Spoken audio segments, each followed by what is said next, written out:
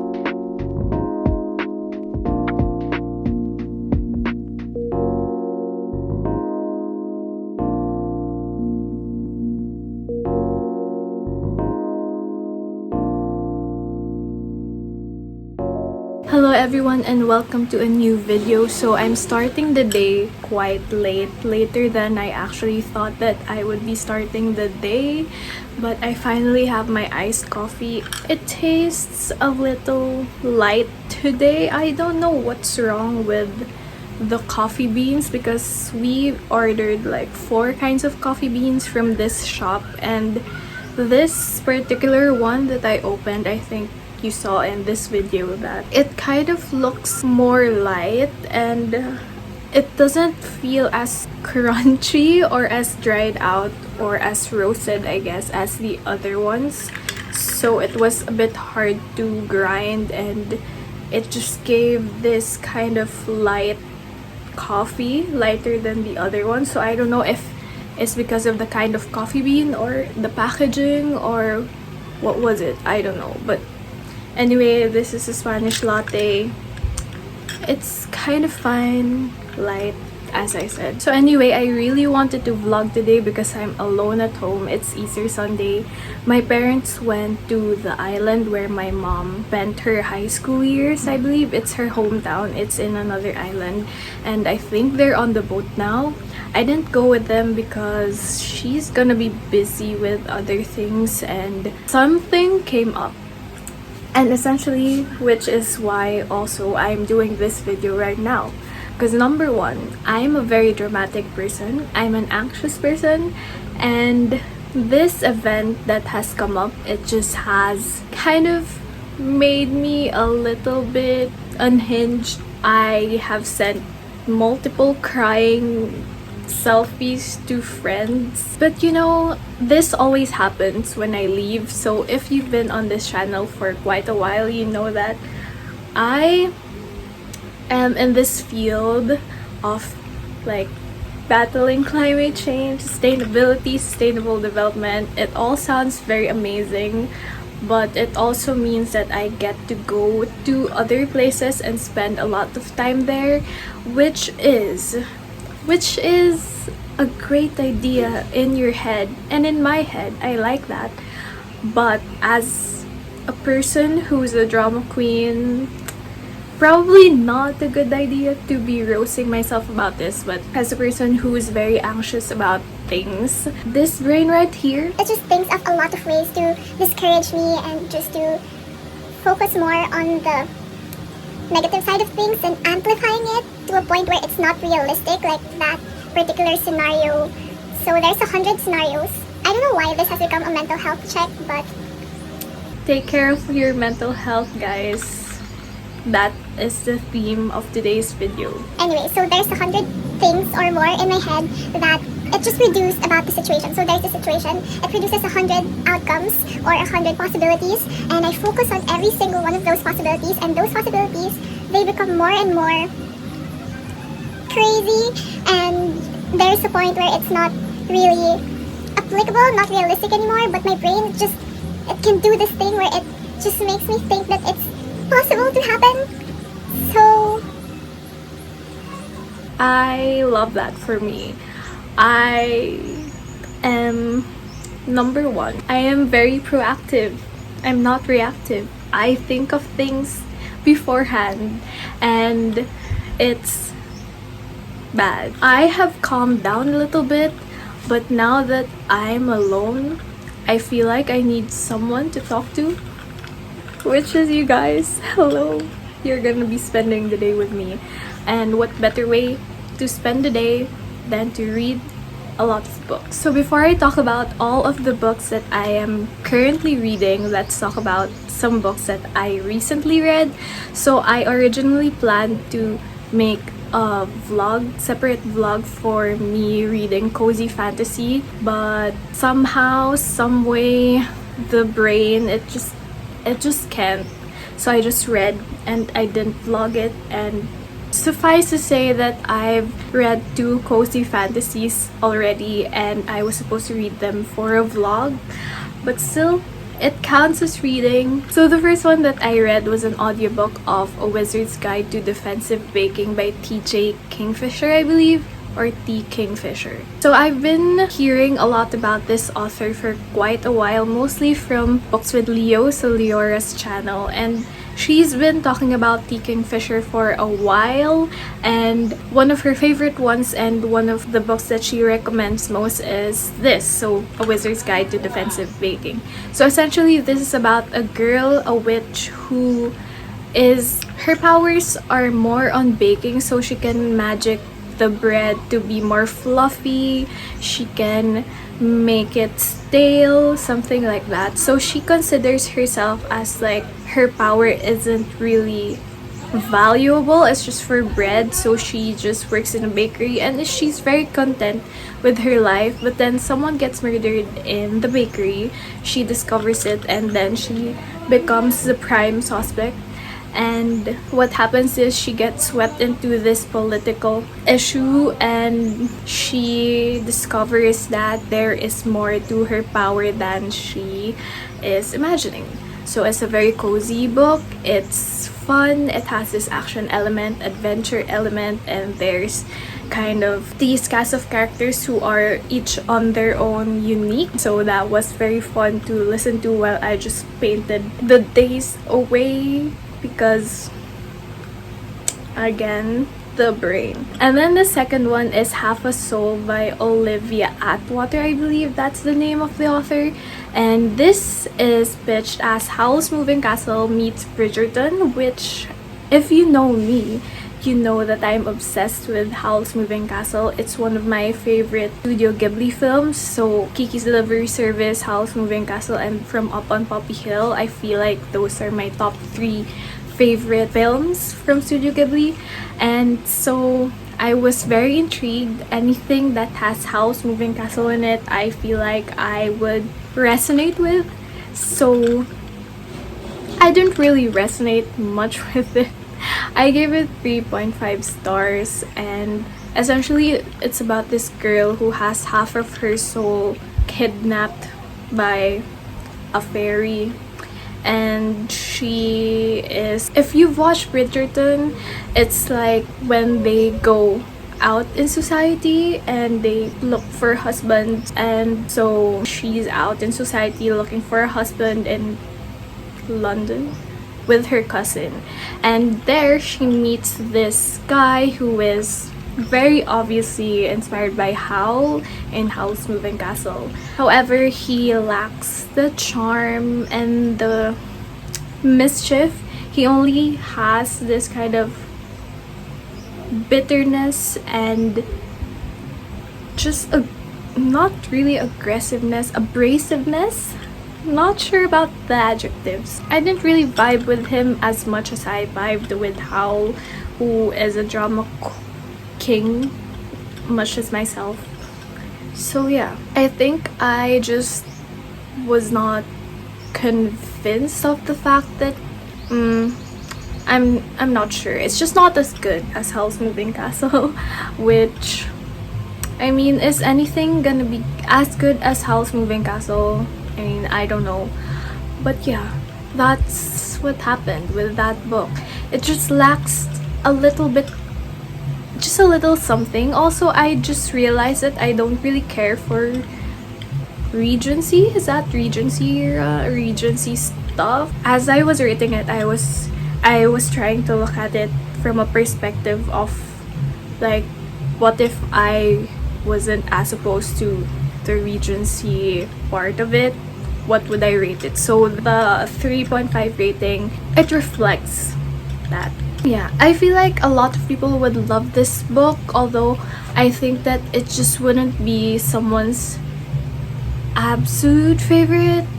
Not sure. It's an okay read. It's not bad, it's not amazing, but it's definitely unique in a sense that you're gonna remember it for quite a while.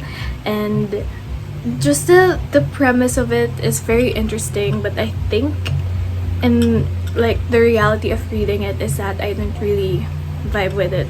I didn't really love it. And then what I'm currently reading Sorcery of Thorns. So I'm jumping back and forth from audiobook to ebook, and I really love actually An Enchantment of Ravens. So I wanted to read a book by Margaret Rogerson. That's the name, right?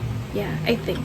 I wanted to read another book by this author because I just adored An Enchantment of Ravens the second time around. Because the first time I didn't really care for it, so the second time I loved it so much, and I think I reread it again. So Sorcery of Thorns is another one of those books that is like people's absolute favorites, and it's also kind of pitched as Howl's Moving Castle, I think.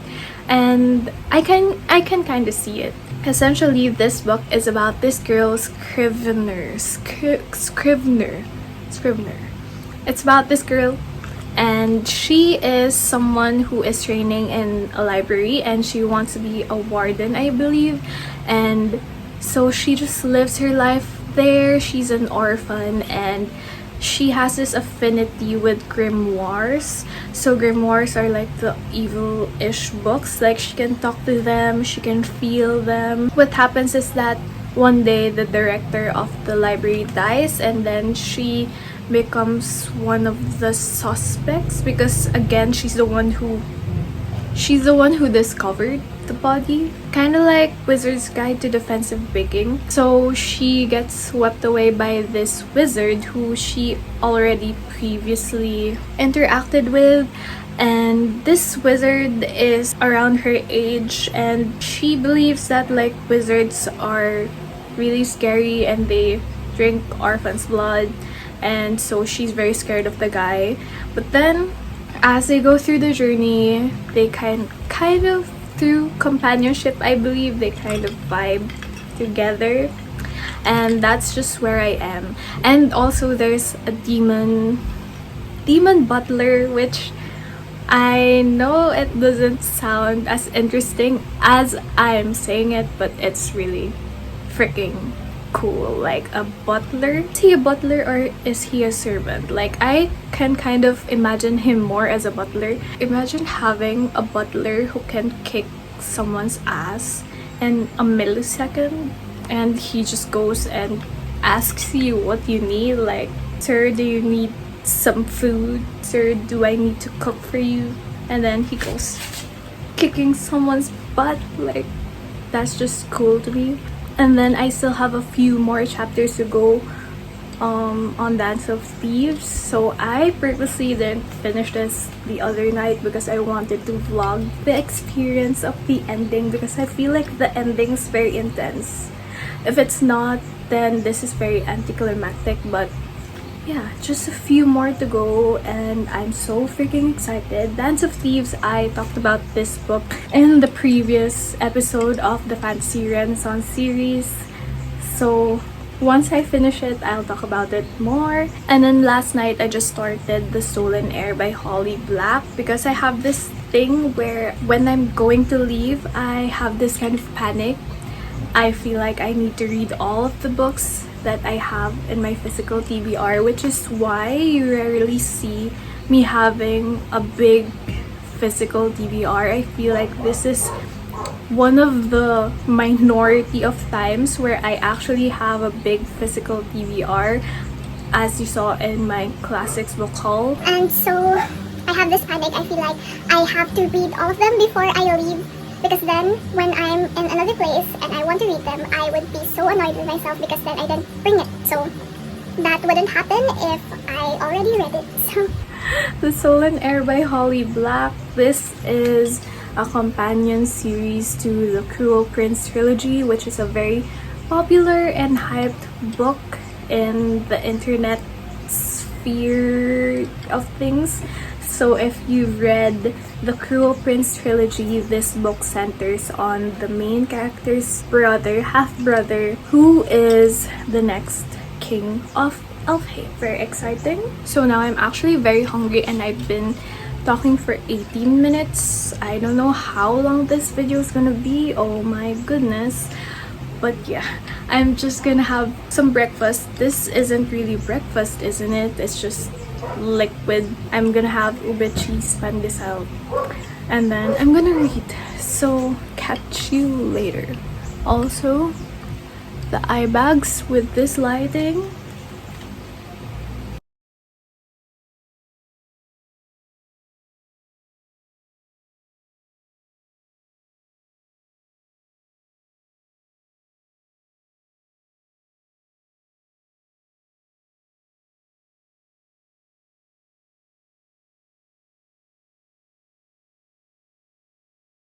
What the frick?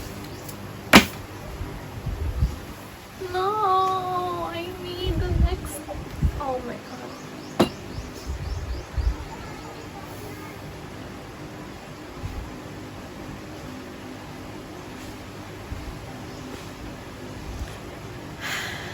Hello everyone, so I finished Dance of Thieves by Mary E. Pearson, and am I okay? No? The fuck? So, essentially this book is about this girl who is in this kind of elite team or elite bunch of warriors, and she's going to another place, like a different place, to find these criminals that they've been looking for. So essentially she goes to this area which is called Hell's Mouth, I believe. Anyway, not important, the name's not that important, but essentially she goes there with her team and she discovers that there's this kind of government institution in this area, and they're like, what the hell, there shouldn't be something like this and they shouldn't be doing things this way.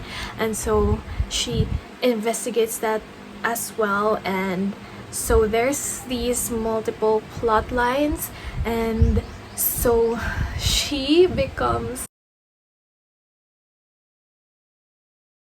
kidnapped with the Patre. So the Patre is Jace Ballinger, who is kind of like the leader of the town, and the town or kingdom, but it's not really recognized as a kingdom yet.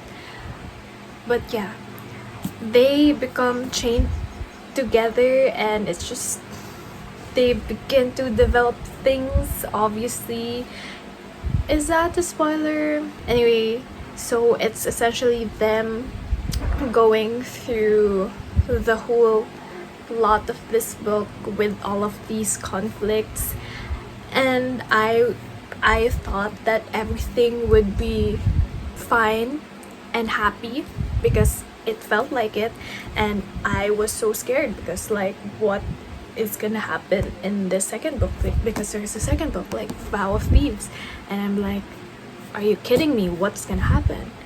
There's another freaking conflict and I'm not okay, and the main reason is because I don't have the second book and I want to read it physically, but I'm leaving, so even if I order it now, I won't be able to finish it. And I don't want to finish it through ebook or audiobook. I want like a physical brick of a book to read, because this is turning out to be one of my new favorite fantasy series, and this is YA, I believe. And so, how will I live my life? How will I live my life? Anyway, if you want to pick up this book, it kind of feels like Game of Thrones, but it's lighter and there's more romance in this one. So that's how I'm gonna pitch it to you, because you definitely need to read this book. You are missing out on things by not reading this, like I missed out all these years because I didn't listen to people when they kept talking about this book. So in the meantime, I'm just gonna prepare lunch. I'm not that hungry yet, but later I'm probably gonna be, so I need to be prepared. And then I'm gonna start reading The Soul and Air by Holly Black. I feel like this is gonna make me forget my grief and the lingering thoughts that Dance of Thieves gave me. They're still swirling in my head like a cesspool of panic and grief of not being able to start the next book immediately. So I really enjoyed reading this, but for some reason it just threw me off because it started abruptly, different from the first 3 of the companion novels, like the Cruel Prince trilogy. I mean, I understand that this is a very different novel, but it would have been nice to have this kind of background information about what happened to the world and stuff like that. But nevertheless, this was fun as I was reading it, and it was just weird how Oak still felt like a side character. And yeah, those are my thoughts. I've been trying to find the sour cream powder for a while now, and look where I found it. In the gochujang, the old one we had. Hello everyone, so I actually finished The Soul and Air, and I lost my footage while I was reading it in a cafe, but nevertheless I finished it and gave it 4 stars. Honestly, this was just such a fun read. It has this very straightforward plot and just easy to read book, all in all. And I loved Surin, the main character, the female main character. Oak was a little flat for me. He was described as charming and manipulative, but I didn't really see the manipulative part until, I guess, the last third of the book.